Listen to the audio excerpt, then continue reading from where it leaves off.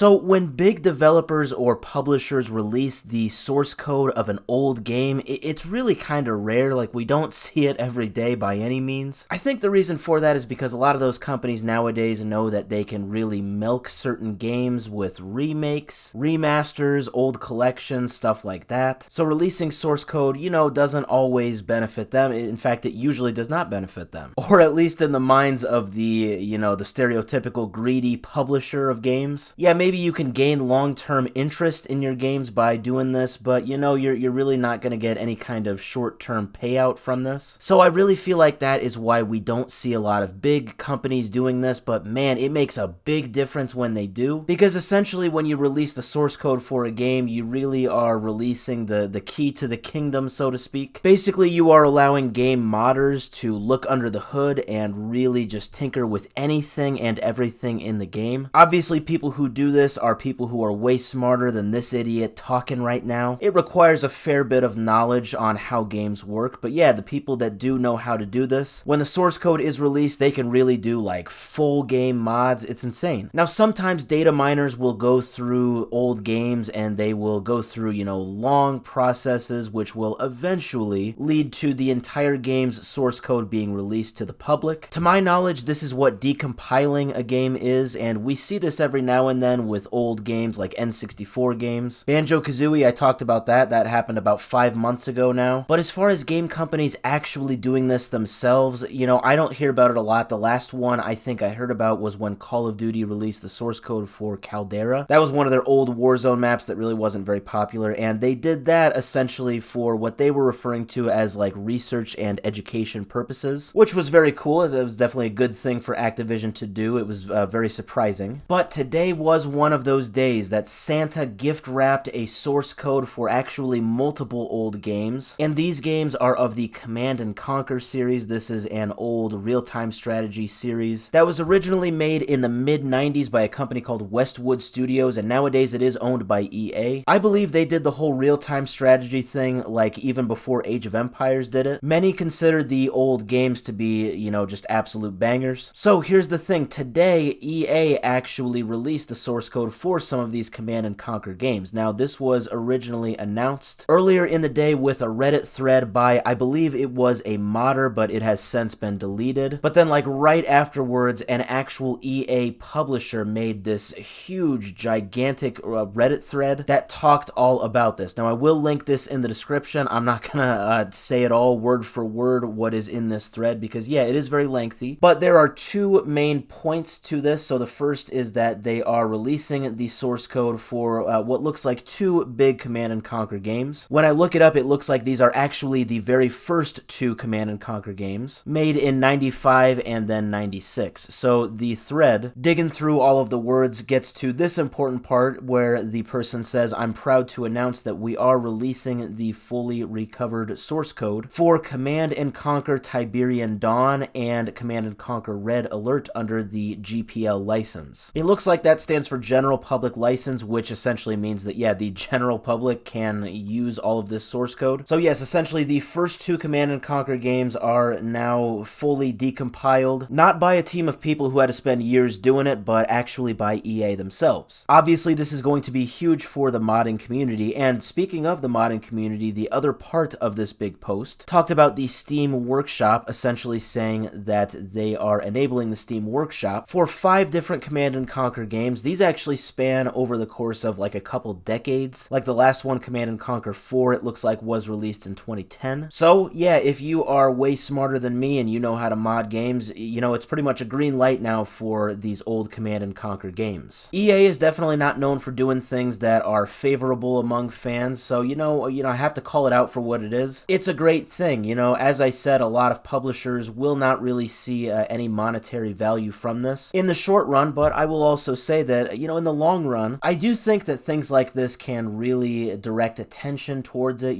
People might want to actually play the game. People who had just never been exposed to the series before, or maybe old fans will actually now get back into the series. Yeah, it could be a slow process, but overall it could be a good thing. But regardless whether it is a good thing or a bad thing for EA's wallet, it's a great thing for the modding community, and with that, the community of gamers in general that like this series. I do wish that a lot of of other publishers I can't believe I'm saying this, but would actually follow in EA's footsteps here and kind of realize that they can do this with their old games that they just have no interest in doing anything with anymore. I don't know if this will ever be the norm, but you know, as we go on, maybe it will be easier to decompile games. I don't know. Like I said, that stuff is too smart for me, but yeah, very cool. Maybe EA will release more source code for their games as we go on. I won't hold my breath though.